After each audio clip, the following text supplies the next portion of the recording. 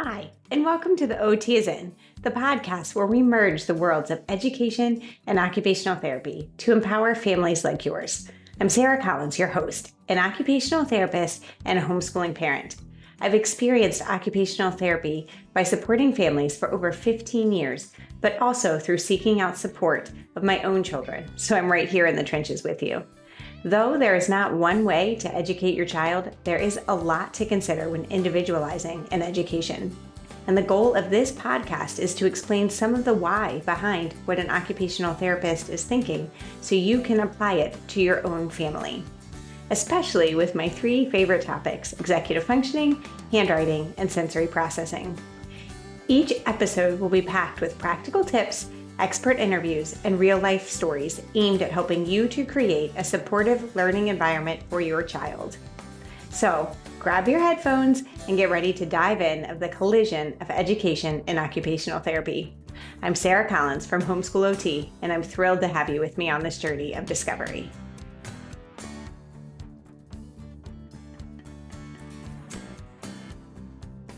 One of the most asked topics in homeschooling is handwriting. In this episode, we'll explore the many elements that contribute to effective handwriting, from visual skills to core stability, fine motor control, and cognitive functions. We've discussed some of these topics in past episodes, including vision and primitive reflexes, but today we're going to connect all of those dots to give you a comprehensive understanding of what impacts handwriting. Plus, stick around for practical tips and strategies to help your kids build better handwriting skills. So if you're a parent or educator looking to help children express their thoughts clearly on paper, you won't want to miss this episode. Before we get started, I want to take a minute to be sure you know about the handwriting class offered by Homeschool OT. The podcasts this month are all focused around motor skill development, one aspect of handwriting. And you heard about vision in episodes 5 through 8, also simply one aspect that affects handwriting. But there are many others. The class is set up as a month-long deep dive to give an introduction to all of the aspects that affect handwriting.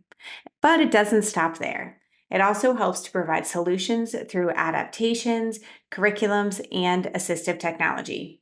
It answers the questions, do we actually need to handwrite? And what exactly is dysgraphia, and what do we do about it? So I mentioned that this course is a month long, but I also need to let you know that you have lifetime access. I know how busy parents are, and I recognize that kids change over time. I want you to be able to come back as often to receive the support that you need. And if you purchase this month, July of 2024, I will join you live for a question and answer, and you have access to the monthly book club typically reserved for the OT is In membership, where we will read and discuss Eli Hates to Write. You can find more about this course linked in the show notes or in the shop at Homeschool OT. And more specifically, homeschoolot.com/shop/handwriting focus group. I hope to see you on the inside. Now, on with the show. Hey, and welcome back to the OT is In podcast. My name is Sarah Collins, and today we are going to do this episode very similarly to our beginning primitive reflex episode. That means there's a webinar if you watch over on our YouTube channel called The OT is In. Imagine that. And the reason being is because there are so many pieces in the handwriting puzzle, and there are so many questions about handwriting. Throughout this podcast, you've already heard some answered. Back all the way in March of 2024, episodes 5 through 8, we focused on vision and how vision affects handwriting. Then earlier this month, we've talked in episodes number 21 and 22 about primitive reflexes and how those and their integration or retention can also impact handwriting. Then in episode 23, we talked with Matt Sloan about some of the core strength that we need and how to help older children to build that stability also needed for handwriting. But there's so much more.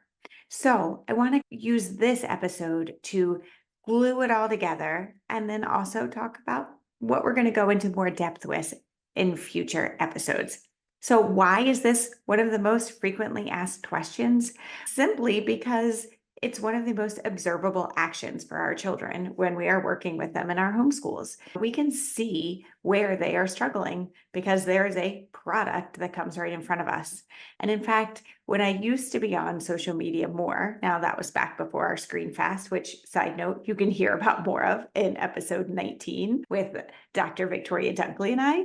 There are not too many secrets here that go on in the Collins Academy of Excellence and Homeschool OT. So I digress.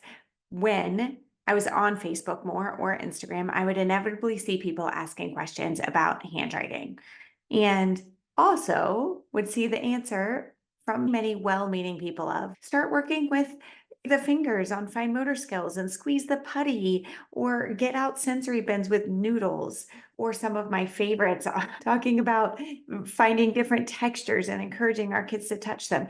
And guys, those are all fantastic ideas, but they're only one piece of that puzzle. And there's so much more. So we're going to go through this together to have this overarching understanding. And why is this so important? Andrew Pudwa from IEW says a bad idea well presented can be more effective than a good idea poorly presented.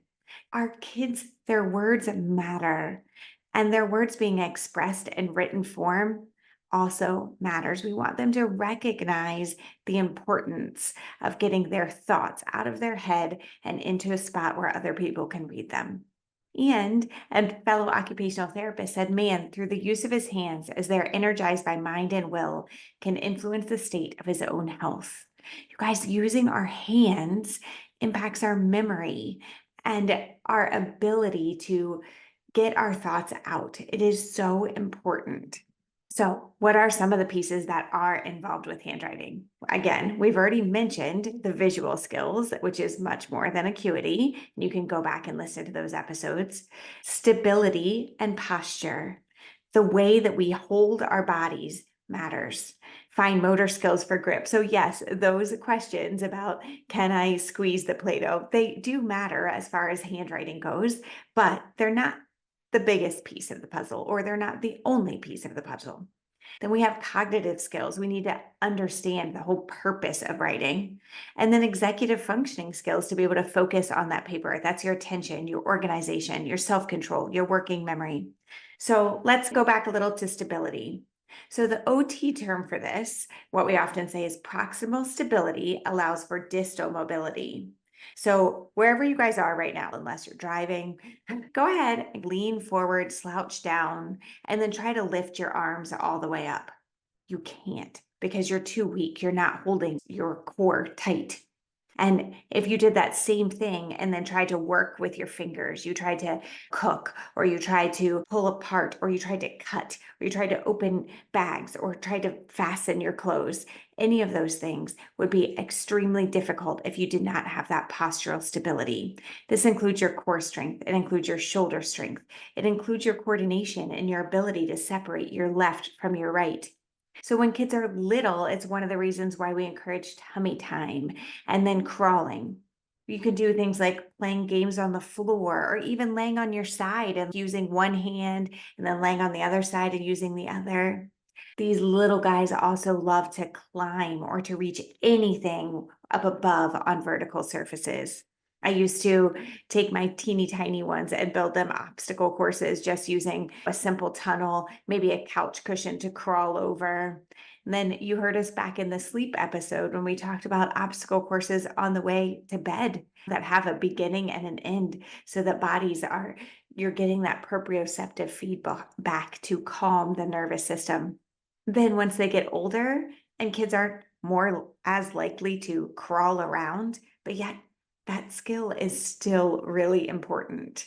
In fact, there is even research now on having older adults with diagnosis of Parkinson's or Alzheimer's to also crawl, and to think about how we use both sides of our brains to put that together. But maybe for some older kids, we can work on crawling using a scooter board or through chores. They can stand on balance boards that help to give that stability in their core, climb some trees, or play on a playground. Let's say maybe even go up the slide instead of just down it. Climb on those monkey bars. Guys, literally before this was happening, my son just said, "Hey mom, I'm going up to the playground with some friends to play Floor is Lava." Guys, he's 13. These are still great things to do.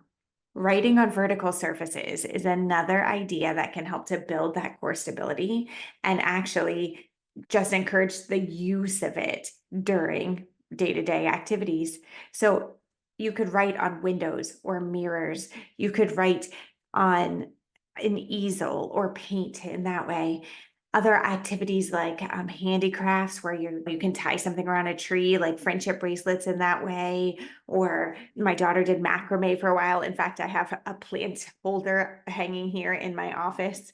All of those just encourage that core to be tight and then have your eyes to focus in front of you rather than looking down at a table. Now, if you are watching your children, right, and you're seeing them totally slouched over, or you're seeing their little feet dangling, or maybe their wrists are curved in so they can see, that's a problem with most left-handers like myself. We want to see what we're writing, so we're all curved in. We need to think about posture there. So in general, the rule is called the 90-90-90 rule. We want 90 degrees at the hips, at the knees, and at the ankles. So you might need to add in a stool for under your chair, or you might need to sit your child on the steps. It is hard for those of us who don't have little kid desks. Many homeschools don't, but when my kids were smaller, I would put them on the bottom step so that they could be supported with their lower back and their feet would still touch the floor. And then I would put a slant board on their laps to keep their wrist in a really good position. So in general, if you are writing at a desk, you want to have that 90-90-90. So your feet on your floor, your knees to 90 degrees, and your hips at 90 degrees, your elbows at the height of a desk, your wrist slightly extended, and then your non-dominant hand is stabilizing that paper. So it's not floating around down at the bottom, sitting on your lap, but helping to stabilize that paper. Now, after you have the stability, then we can have the fine motor skills or work on those. And we want to work through the general grasp pattern development. So families who come to me and they're like, my child is still using a whole fist on their marker or their whatever. And I typically either say, break that crayon or give them a teeny tiny little pencil to help, golf pencils, to help to remind them to switch their hands around. But it is also really important to note, I did not recognize that my grasp pattern was incorrect until I went to OT school. So, do we want our children to have the most functional grasp? Absolutely. However, if they are able to write everything that they need to write, then we accept it and we move on. This is likely a question that would be more efficiently asked by someone checking it out in person. So here's some ideas to work on fine motor control with. Playing. When kids are little, I used to love giving my kids little tweezers, or in this picture, if you're watching the webinar, you see my son with chopsticks and he was pulling the letters out from a cupcake tin. However, I put rubber bands around it to give him boundaries and make it a little bit harder, obstacles, right? These are fun things to do. Pipe cleaners or anything lacing. We would put squigs on the windows or mirrors so they could pull them off. Play-Doh are great. Finger play songs. So where is Thumbkin? Where is Thumbkin? And then once they get older, continue to have them with you in the kitchen where they're ripping kale is what this picture is here, or opening jars, where video games can be helpful with your fingers, grip strengtheners, and even there are workouts for specific grip strength. So those of you whose older kids want to be exercising more, those are great things to do too. Mazes or drawing lines with your fingers. So there was a while I had some Ziploc bags that I would put gel in, hair gel, and from the dollar store, not good ones. And then balls in there, close it up real tight, draw a maze on the front. So then they were using their fingers to guide those balls through the bags. Or other dice games. All of these things can be great for older kids that need to still work on their fine motor control. I need to interrupt for just a second to thank our sponsors, CTC Math. Our family has been using CTC Math for several years. We began when my daughter literally told me, "Mom, your brain doesn't work like mine." And she was right. In fact, all three of my kids learn math at different paces and require different strategies. That's the beauty with CTC Math. You can cater to each of them. My daughter literally started her day with CTC because her brain was fresh and she felt encouraged to get one thing done before joining our family for breakfast and our family morning time. She utilized CTC until she was ready for dual enrollment at our local community college. It's important to note she completed pre-calculus at the college level as a high school sophomore. So clearly, CTC prepared her well. Now, my middle son learns more concretely and experientially. As a result, concepts like fractions and algebra are harder for him to visualize. Thankfully, CTC Math allows him to move between grade levels and review concepts as needed. Interestingly, we're taking the advice of Temple Grandin in her book Visual Thinking and focusing on geometry before more algebraic concepts this year. Then, if we need to skip around for more explanation, we can do that. Again, the beauty and benefit of CTC. Finally, my youngest son loves CTC because he's engaged by the colors, the Australian accent, and the ability to engage with math on the computer.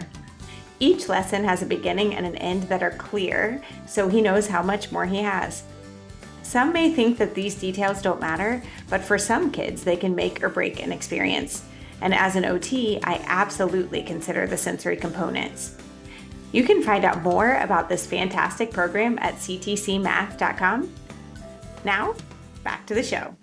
Now, we've talked before here on the visual skills. Now, remember, there is hardware and software here.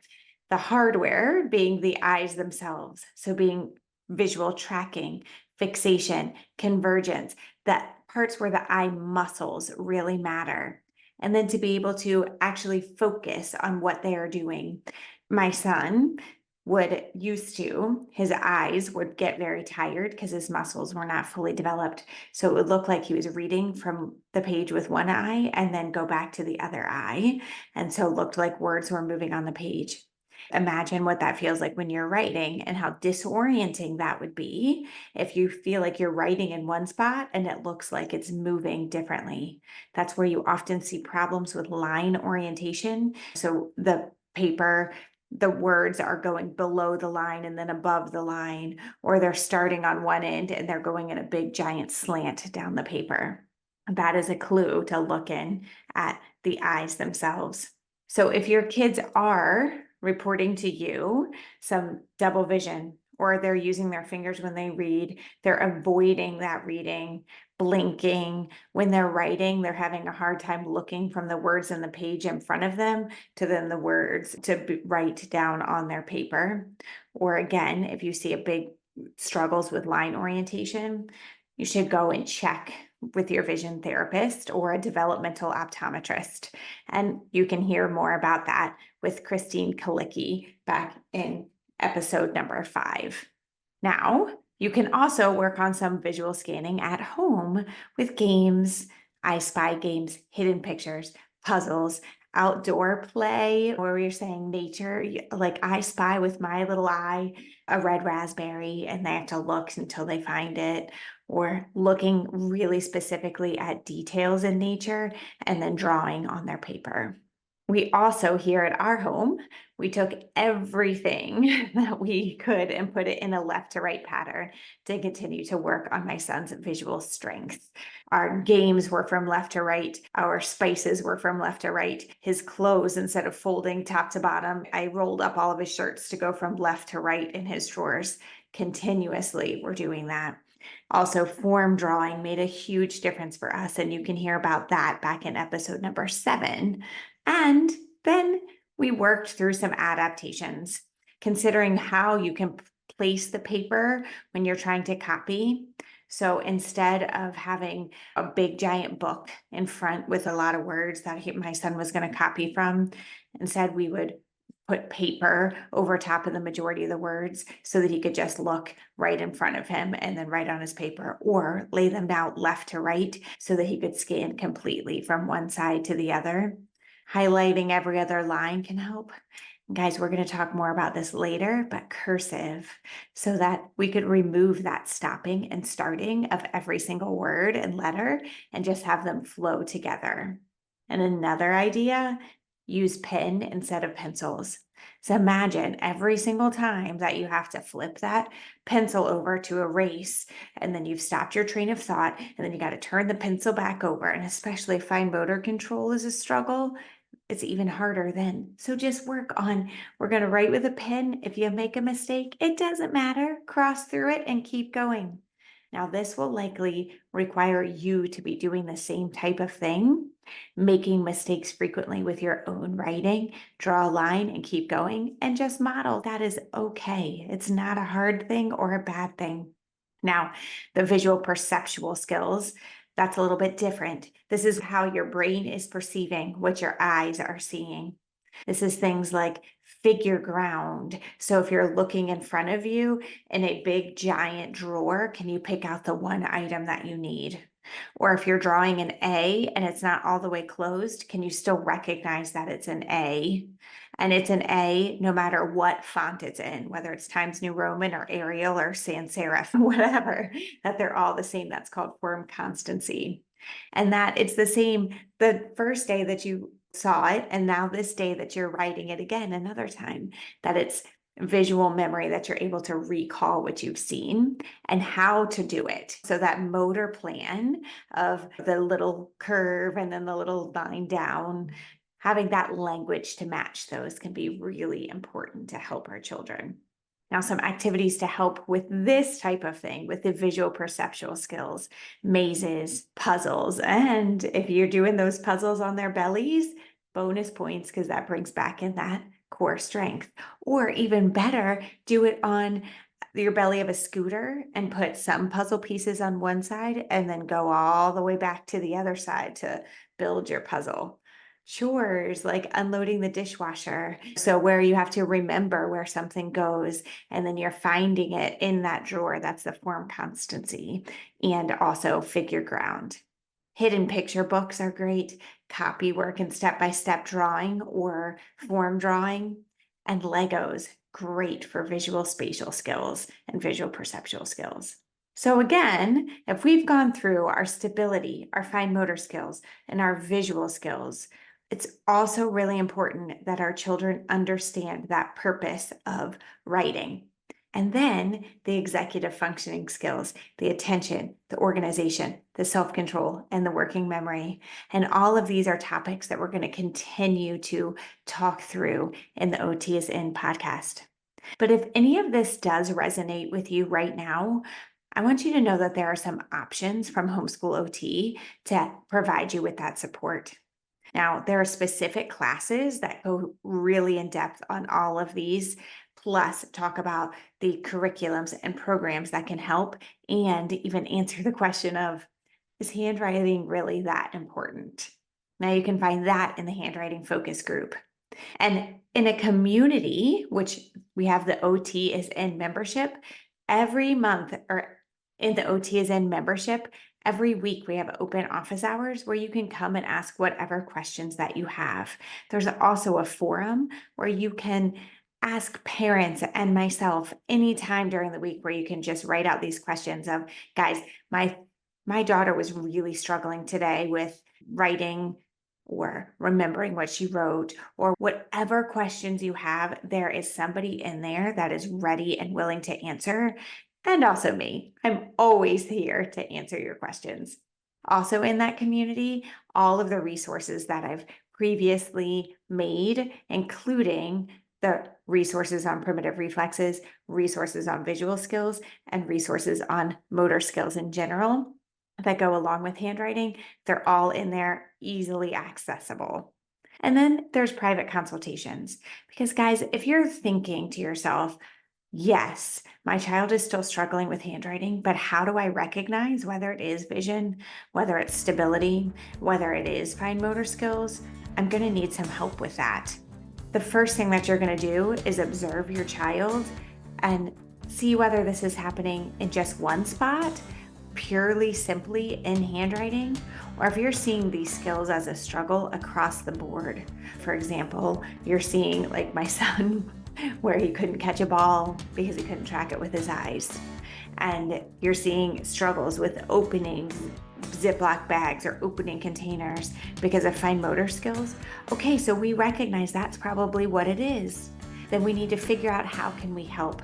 And I can do that with private consultations. You can find all of this at homeschoolot.com and recognize I am absolutely here to be a part of your team.